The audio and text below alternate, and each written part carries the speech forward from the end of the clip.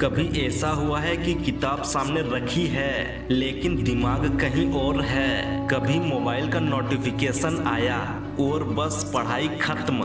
कभी मन कहा चलो बस 5 मिनट इंस्टाग्राम देख लेते हैं और वो 5 मिनट आधे घंटे में बदल गए। दोस्तों, ध्यान भटकना बहुत आसान है लेकिन ध्यान टिकाना ही वो कला है जो साधारण इंसान को असाधारण बनाती है। एक अपने क्यों को याद रखो। जब भी ध्यान भटके सबसे पहले खुद से पूछो, मैं ये सब क्यों कर रहा हूँ? क्या तुम्हें अपने परिवार के सपने पूरे करने हैं? क्या तुम्हें अपनी जिंदगी बदलनी है? या फिर तुम्हें खुद को यह साबित करना है कि मैं कर सकता हूँ? जब क्यों मजबूत होता है तो ध्यान अपने आप मजबूत हो जाता है।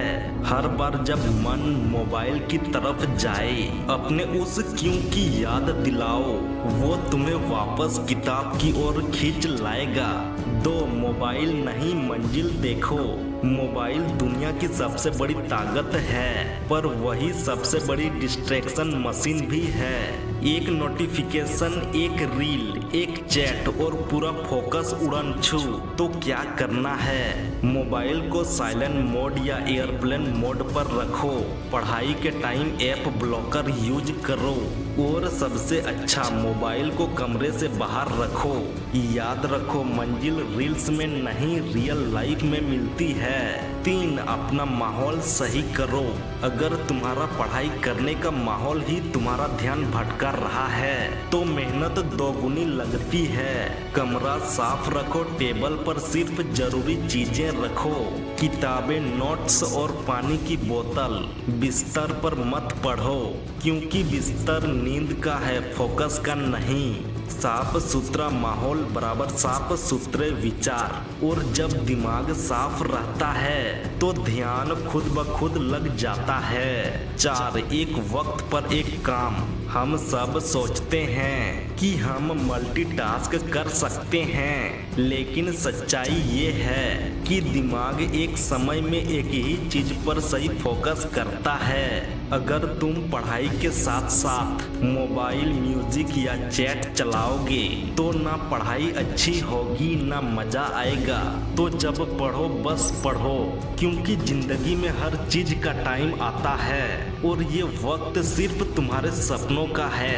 5 टाइम को टुकड़ों में बांटो।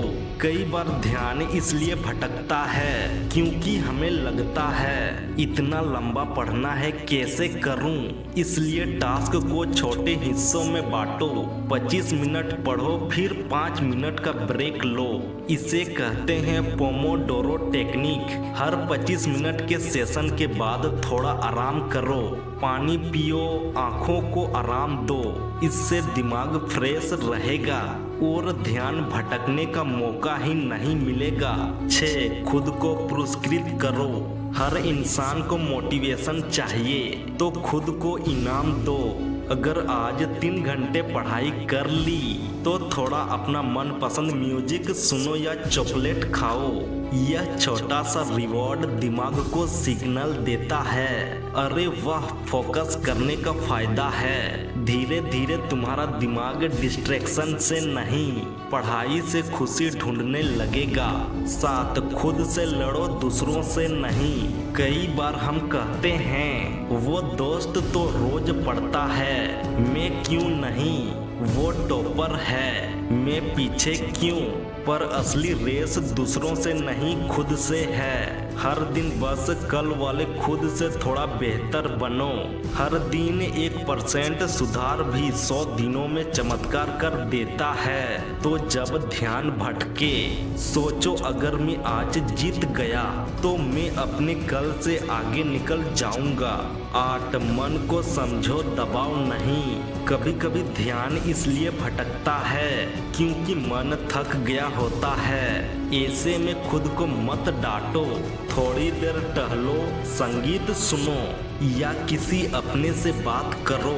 मन को ताजा रखो क्योंकि थका हुआ मन ना फोकस कर सकता है ना सपने पूरे कर सकता है। 9 अपनी प्रगति लिखो।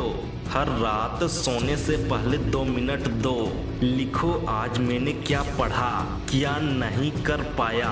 ये आदत छोटे हैं पर असर बड़ा है, क्योंकि जब तुम अपनी प्रगति देखते हो तो अंदर से आवाज आती है, हाँ मैं आगे बढ़ रहा हूँ। और ये आवाज किसी भी डिस्ट्रैक्शन से ज्यादा ताकतवर होती है। ध्यान भटकेगा पर तुम नहीं। दोस्तों, डिस्ट्रैक्शन हर किसी के पास आता है, लेकिन फर्क ये है कि कुछ लोग उसे आने देते हैं और कुछ लोग उसे जीत लेते हैं। जब अगली बार ध्यान भटके तो मुस्कुराओ और कहो, मैं जानता हूँ तू कौन है, पर अब तू मुझे नहीं रोक पाएगा।